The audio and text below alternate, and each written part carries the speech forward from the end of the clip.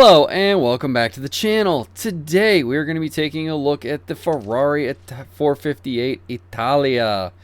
So for this one we are going to swap in the 4.0 liter V8 engine, and then for the parts we are going to have the Sport induction, the Pro ECU, the Super fuel system, the Sport exhaust, the Elite screw supercharger with the Sport nitrous, the Elite road suspension, the Pro brakes, the Elite grip tires, the Elite clutch, the Super 7-speed gearbox with the Sport differential, and Super nitrous grip and drift. For the handling, we have 100% grip, steering sensitivity is all the way up, downforce is 4 to the left. Traction control is off, and brake or drift entry is set to brake tap. This will give us a top speed of 194, which not too bad for S-Class, but I try and make the builds break 200 at this point. But this was the highest I could get this car to be in S-Class. Everything else was like 180 or lower. I mean, it would get there fast, but like it was like 186, 187 or something like that. But it'd get there fast, but you weren't going any faster than that. So yeah, 194 for the top speed, a very nice 0 to 60 of 2.7, a quarter mile of 10.3, and 696 horsepower. Wish the torque was a little bit more, but with this engine, it had the lowest horsepower and torque, but it got me the highest top speed in about the same 0 to 60 and quarter mile. So it's the one I decided to go with to have the few extra miles per hour out of it. So I'm going to go race this for the first time ever, so why don't you come along with me. Okay, here we are about to roll on rapid transit. The launch is pretty easy to get on this car. Off the line, it feels pretty decent so far. And I'm catching up to first and second without a problem. Now we're going to go off-road, which will probably present a couple of problems for this car, just because off-road sections typically do for cars that are built for road. And I almost went off the track there on accident, but I did manage to recover, and I still managed to get a decent amount of burst NOS coming out of that first corner. So now if the cops stay out of the way, I didn't mean to hit it, but I mean at least it gave me a full thing of burst NOS, but it is going to slow down what was happening. Oh, I should have saved that. I did not mean to use it then. I was just speaking and not thinking about what I was doing. But, well, too late now. So, let's see. We're going to get through here, which isn't a problem. It handles through here with no big deal at all. I did manage to wiggle my way to some burst NOS, and somebody took a cop out, thankfully. So, 108 for the first lap, or thereabouts. And let's see what this second one. It wanted to turn in a little more than I wanted it to, but not a huge deal. I was able to recover it. Unfortunately, I did go off-road for a little bit, but I was able to recover, which wasn't too big a deal. This car does seem to want to pick up its burst nitrous pretty easy, especially when turning.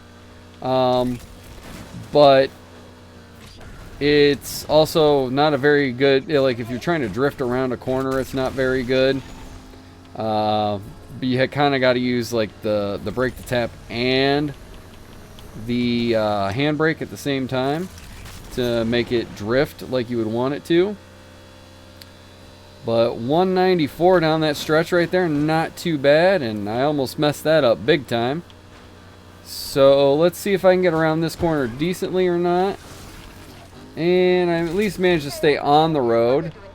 So that's better than the last time I went through, and I think it was better than the first time I went through too.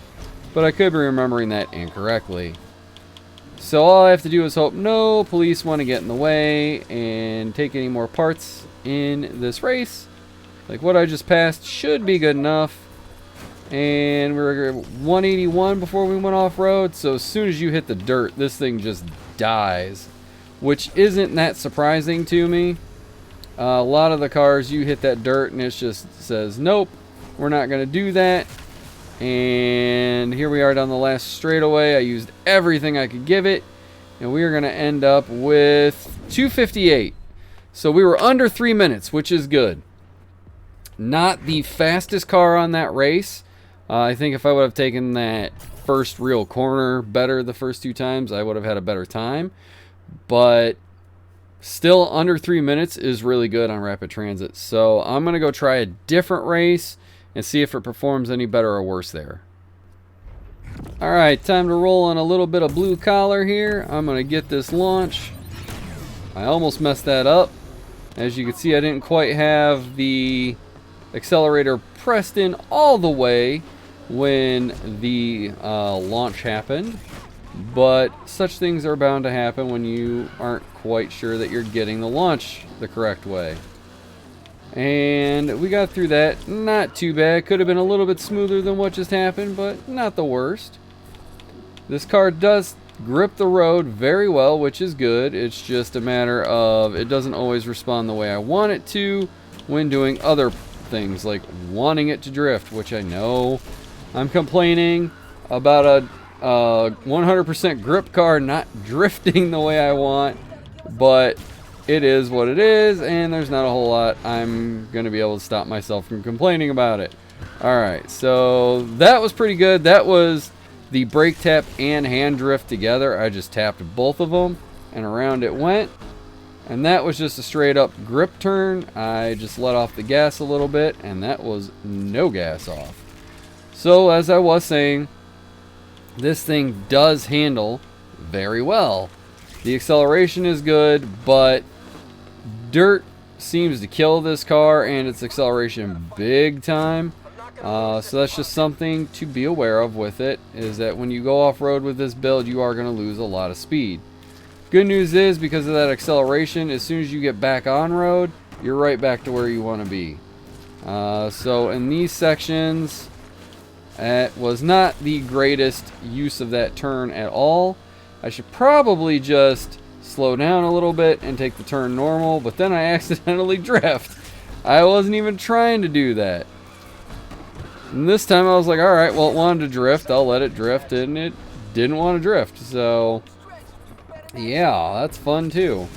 Oh, good, I didn't hit that car. But I did almost go off and miss the checkpoint. So, come on, get around. Go around, come on. Ugh. That was a very bad corner, and that cost me a lot of time because I took it so badly. But still, 2:18 on this course is a pretty good time.